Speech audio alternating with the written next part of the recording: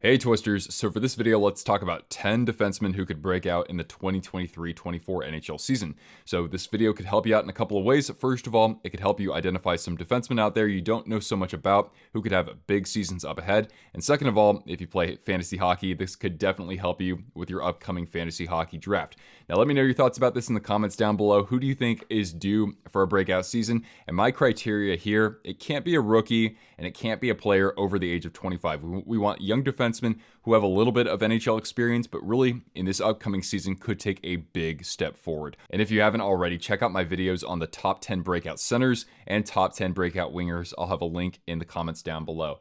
All right, number one, I think this one's pretty easy. It's Owen Power of the Buffalo Sabres. Now, Rasmus Dahlin, he's going to keep building his credentials as one of the better defensemen in the NHL. He could compete for the Norris Trophy, but last year was really that big breakthrough season for him. For Power, first overall pick back in 2021, had a very good first full season in the NHL, 79 games, 4 goals, and 31 assists, and a plus 10 on a Buffalo Sabres team that didn't make the playoffs. But this upcoming season, it's going to get better for them. They're going to challenge for a playoff spot, as competitive as that division is going to be. Power was actually a finalist for the Calder Trophy for Rookie of the Year, and he averaged just under 24 minutes of time on ice per game. So this guy is already a top pairing defenseman in the NHL. It's going to be very exciting seeing him develop alongside Dahlin in the upcoming year. My second defenseman actually finished second behind Power among Calder Trophy voting for defensemen, and he's in the same division. It's Jake Sanderson of the Ottawa Senators, the 5th overall pick from the 2020 draft. In 77 games played, had 4 goals and 28 assists, so 32 points. He had 2 goals and 15 assists on the power play. So again, if you play fantasy hockey, you definitely want to pay attention for power play statistics. This guy nearly averaged 22 minutes of time on ice, and his 5-on-5 possession metrics were very good as well for an Ottawa team that didn't make the playoffs. And even though they lost to Brinkett in the offseason, they could still definitely take a step forward with that young core of forwards and with some great young defensemen like Sanderson. So certainly you can't underscore what he could possibly bring in the upcoming season. Our third defenseman is Rasmus Sandin for the Washington Capitals. He was traded at the deadline this past season, and he did very well when he came over to Washington. And certainly when you look at their depth chart, there is certainly an opportunity for Sandin to get top 4 minutes. So he appeared in 19 games for Washington. He had 3 goals and 12 assists and nearly 23 minutes of time on ice. Now, Sandin was a former first-round pick, but he didn't exactly have the same opportunity with the Maple Leafs that I think he'll have with the Capitals. The Maple Leafs had those veteran defensemen out there, but Sandin certainly has a good track record. If you look at before his NHL career really blossomed, he even made the Maple Leafs. He played plenty of games as a very young defenseman out there, so certainly I think this is the opportunity for him to realize his potential. All right, fourth, hence the Flyers get up here. I've got Cam York. So York, 54 games last season, 2 goals and 18 assists and a -1 on what was a bad Philadelphia team. He nearly averaged 20 minutes of time on ice, so that's good for a young defenseman. And now that Ivan Provorov is on the Blue Jackets, I think that opens up much more opportunity for a young defenseman like York. He had success a couple years ago on that great Michigan team, the University of Michigan, with 4 goals and 16 assists, I think on the same team as Owen Power. And you might know that young defensemen at the NHL level usually take a little bit longer to develop. York had just barely missed the Flyers opening day roster. He started in the AHL. He had some success there. He worked his way up and became a mainstay in the lineup. So I think that he has a good chance to build on top of that for this upcoming season. And who knows, maybe become the leading scorer among Philadelphia defensemen. All right, now for number 5, 6, and 7, we're going to talk about players who were actually on my list last year, but they didn't break out for a couple of reasons.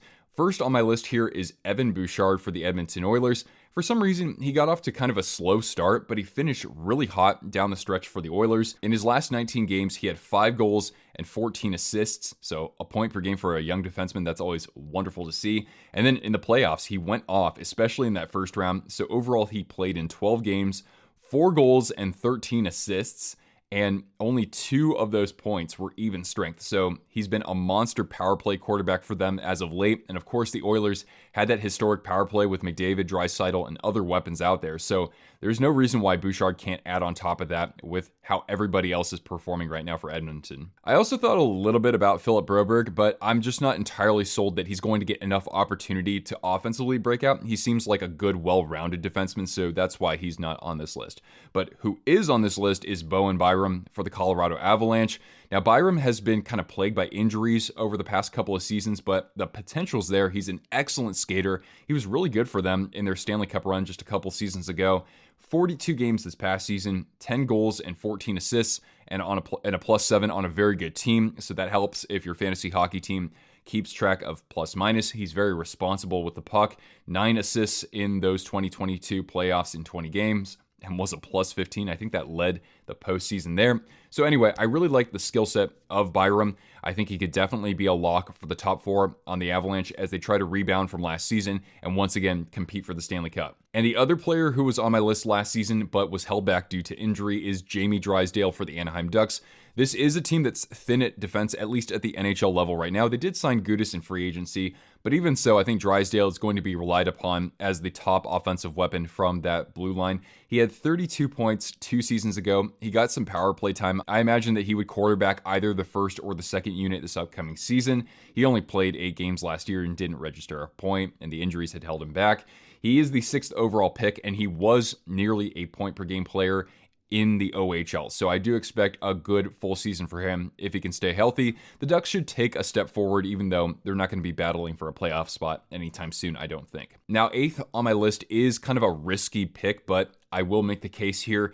That's Calen Addison of the Minnesota Wild. And Wild fans, please do let me know in the comments down below. It seemed like there were some disagreements between him and his head coach, Dean Evason. He is a restricted free agent and still needs to be signed, but he has a qualifying offer, He should be signed in the offseason here, and I know he's spending it in Minnesota, so an opportunity to maybe train with some teammates out there. You have to remember with the Wild, they've lost Matt Dumba. He's a free agent, and so that does free up a roster spot in the D-Corps. Can Addison be a top 4 defenseman? I have yet to see that, or at least I'm not entirely certain if that's going to be the case, but he has the potential. In 62 games this past season, he had 3 goals and 26 assists. He did get lots of opportunity on the power play with 18 of those 26 assists from earlier.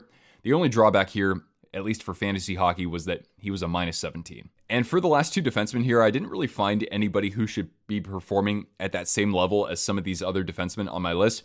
But even so, I think that the Arizona Coyotes and Montreal Canadiens, they're taking steps forward as a team, and they have some young defensemen who have that potential. So first of all, for the Canadiens, I would think that if any defenseman is to take that big step forward and be a breakout player this upcoming year, I would choose Caden Gooley. He is a former first-round pick, 16th overall in 2020. He only played in 44 games this past season, and certainly he had his injuries. He had that high ankle sprain at the end of last season. So I'm hoping that he's healthy and can play a full year, of course. 4 goals, 14 assists, and was a -19 on a subpar Montreal Canadiens club.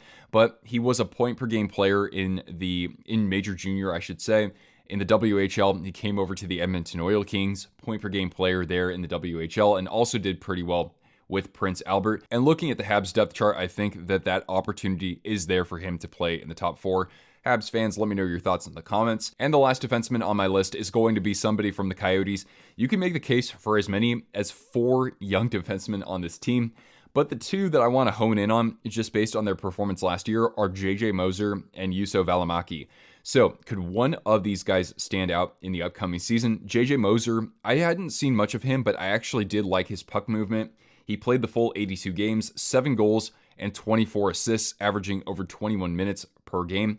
This included 3 goals and 8 assists on the power play. But on the flip side, Juuso Välimäki, a former first-round pick and a former Calgary Flame, he did very well in his first season with the Coyotes. 78 games, 4 goals and 30 assists, just a little bit over 18 minutes of time on ice per game. That included 1 goal and 11 assists on the power play. But there are 2 other players that I don't want to leave out here because Sean Durzi was a good puck mover for the LA Kings. Yeah, he did have some problems with turnovers there, but he did put up some good numbers in 72 games, 9 goals and 29 assists, including 16 points on the power play and 142 blocked shots. And the last defenseman I want to mention here is former first-round pick Victor Soderstrom.